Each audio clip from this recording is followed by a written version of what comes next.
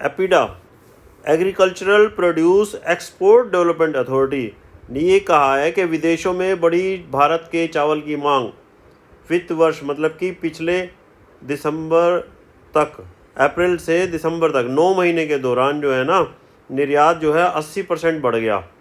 115.97 lakh ton चावल export हुआ, जबकि पिछले साल जो है ना सिर्फ 64.30 लाख टन चावल का निर्यात हो पाया था। ये रिपोर्ट जो है 28 जनवरी 2021 की है। जो भी फसल एक्सपोर्ट होती है, कौन सी वैरायटी एक्सपोर्ट हो रही है, उसके एक्सपोर्ट की प्रेजेंट सिचुएशन क्या है, पूरा ध्यान रखना चाहिए। बासमती चावल तो कई सालों से एक्सपोर्ट होता है। बासमती चावल उगाने वालों को ये फ़ायदा 2-3 साल में एक बारी अच्छा रेट ज़रूर मिल जाता है, अगली पिछली कसर सारी निकल जाती है।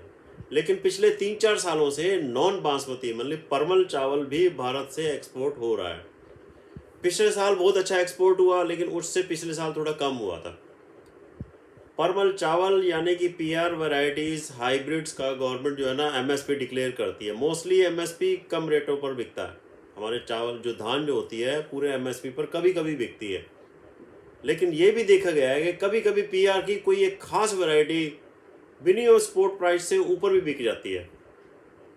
डिमांड अधिक होती है, नेचुरली एक्सपोर्ट हो रहा है, उन्हीं की डिमांड होती है। तो हमें यही ध्यान रखना है भी कौन सी वैरायटी हम इस बारी लगाएं, रेट अच्छा मिले।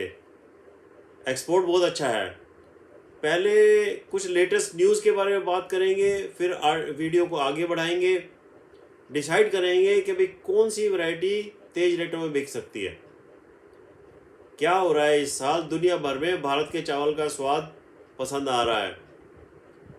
ईस्ट अफ्रीकन देश जो पहले पाकिस्तान से परमल चावल खरीदते थे, उन्होंने अब भारतीय मार्केट की तरफ मुंह मोड़ लिया है और पाकिस्तानी चावल थोड़ा महंगा पड़ रहा है उनको। पहले अफ्रीकन मार्केट के लिए भारत और चीन में जमकर टक्कर होती थी, लेकिन चीन को भी ज़रूरत पड़ गई है। चीन ने भी अब भारत से चावल खरीदा है।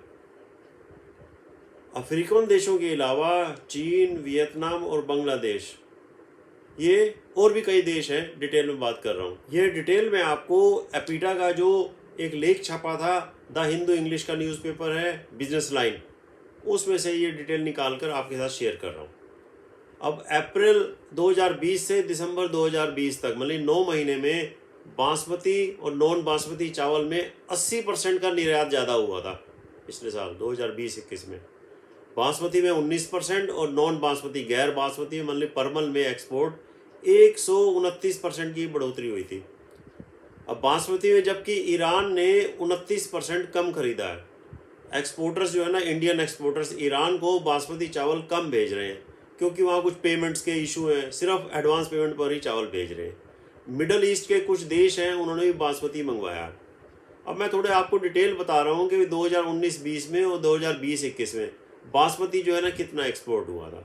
19-20 में ना 4.45 मिलियन टन, मिलियन मतलब 10 लाख को कहते हैं, तो ये 44.50 लाख टन जो है ना वो बासमती बिका था 19-20 में। और 20-21 में अप्रैल दिसंबर 9 महीने में 33.8 मिलियन टन बिका है। तो इसमें 9% की बढ़ोतरी आई है, 19% की बढ़ोतरी आई है।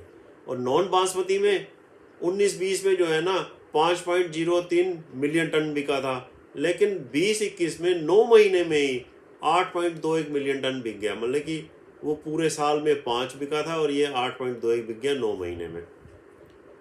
ईरान से भी कुछ पेमेंट आनी शुरू हो गई है, अच्छी न्यूज़ है। साउथ अफ्रीका में भी मार्केट बासमती के लिए स्टार्ट हो रही है।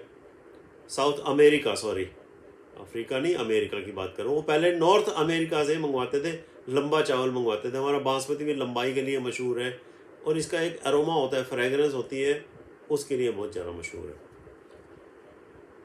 परमल निर्यात करने वाले जो देश थे ना, जैसे थाईलैंड था और 1-2 देश और थे, चाइना था, वियतनाम था, कोविड करके या फिर थोड़ा सूखा पड़ा, उनको कुछ प्रॉब्लम आ गई, वो अपना स्टॉक बढ़ाना चाहते थे, उन्होंने एक्सपोर्ट बंद कर दिया और अब भारत चावल की डिमांड काफ़ी बढ़ गई है। नॉन बासमती चावल, परमल चावल जो है ना, टॉप के एग्रीकल्चर प्रोडक्ट्स जो एक्सपोर्ट्स होती हैं उनमें आ गया है। विश्व में भारतीय चावल की डिमांड ज़्यादा है, ग्लोबल मार्केट में अच्छी है।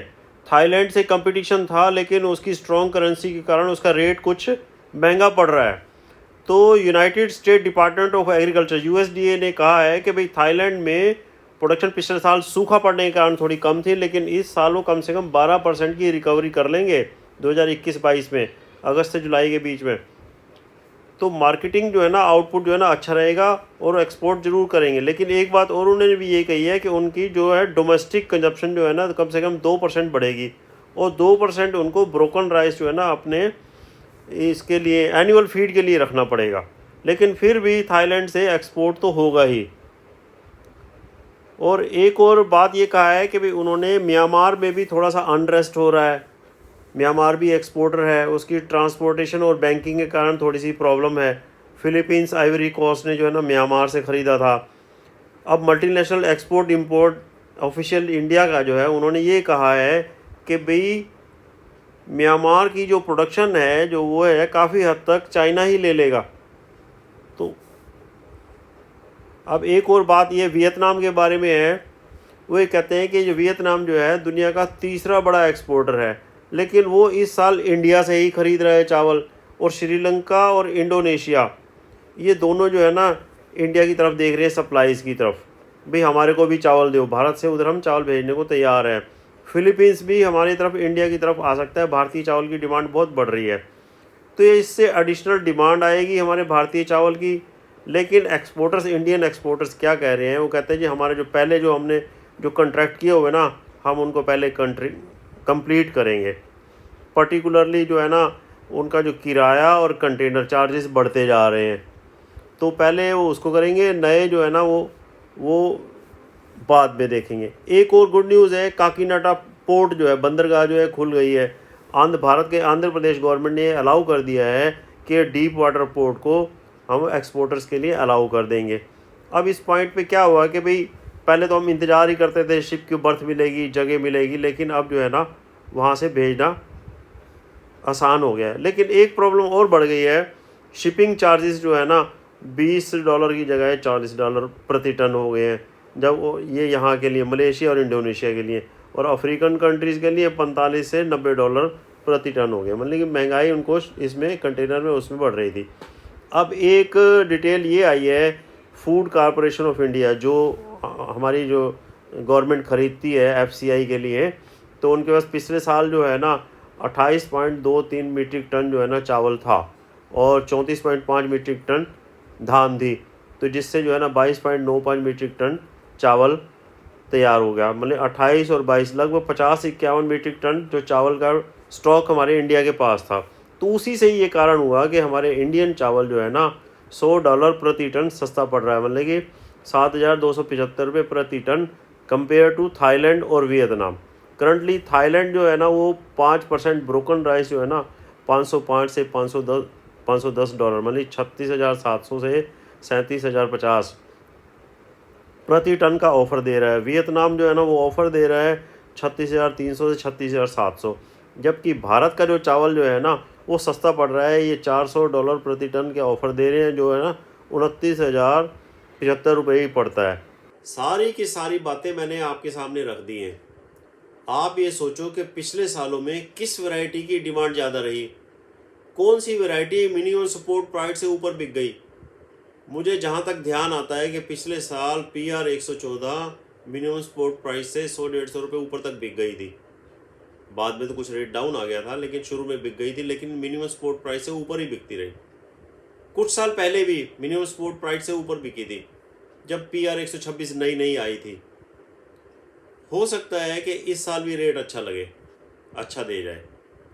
ये मेरा अपना व्यक्तिगत विचार है, आप स्वयं समझदार हैं, अपने फैसले आप खुद लें कि कौन सी वैरायटी लगानी है और कब लगानी है। मैंने तो सच्चाई है, डिटेल आपके सामने रख दी है, पूरी रिसर्च की है। इस वीडियो में थोड़ी मेहनत ज़्यादा हुई है मेरी। इसी के साथ ही थैंक यू।